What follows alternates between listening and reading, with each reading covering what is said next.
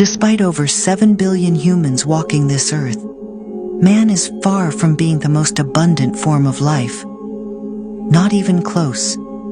Take the chicken. For every human, there are 3. They outnumber us without effort.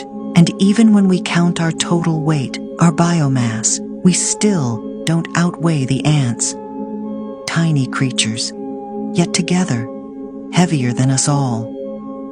Humans are not the biggest, nor the strongest, nor the ones who live the longest. While a few sharks and sea turtles can live beyond 200 years, some corals and deep-sea sponges quietly endure for thousands.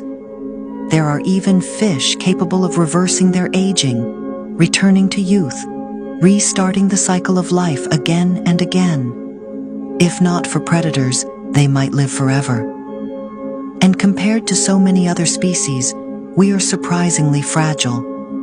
But in nature's grand design, we are not the rule. We are the exception, small, soft, and temporary.